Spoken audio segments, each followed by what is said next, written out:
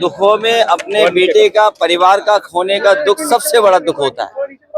दुखों में भी सबसे बड़ा दुख इस बात का होता है कि आप अपने परिवार के बेटे को, परिवार के सदस्य को खो दें।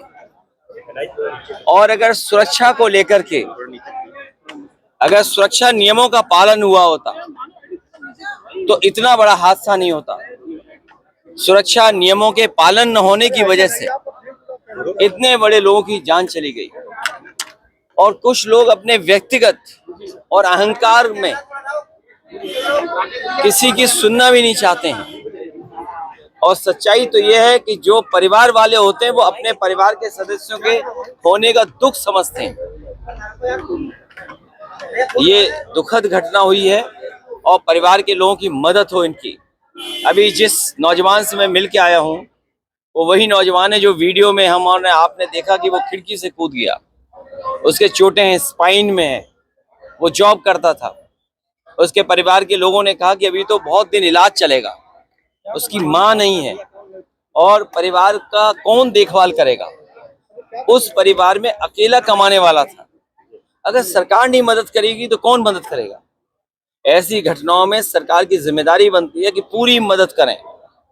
हमारी मांग है कि जो व्यक्ति 50,000 की नौकरी में काम करता था, जब तक वो स्वस्थ नहीं होता है दोबारा नौकरी के लिए नहीं पहुंचता है, तो जो उसे वेतन मिलता था वो तो मिले ही मिले। और इलाज को लेकर के भी पूरा इंतजाम सरकार को करना चाहिए। और जो मरने वाले जो बच्चे हैं, सरकार पे तो कौन कमी है खजाने की।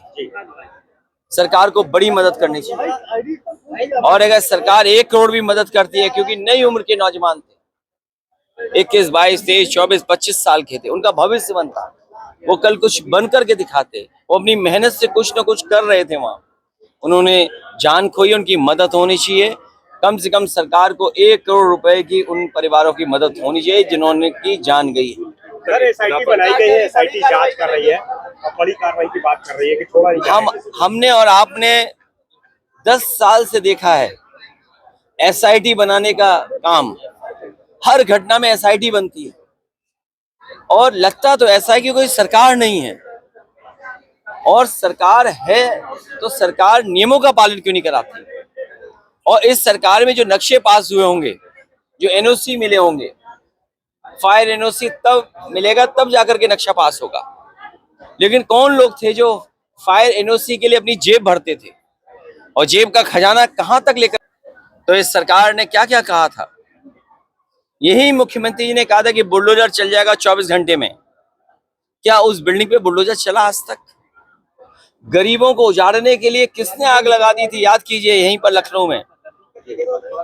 और ये सरकार तो वो है जो अहंकार जिसके अंदर है, अहंकार में चूर है, उन्हें कुछ दिखाई नहीं देता, न समझते हैं।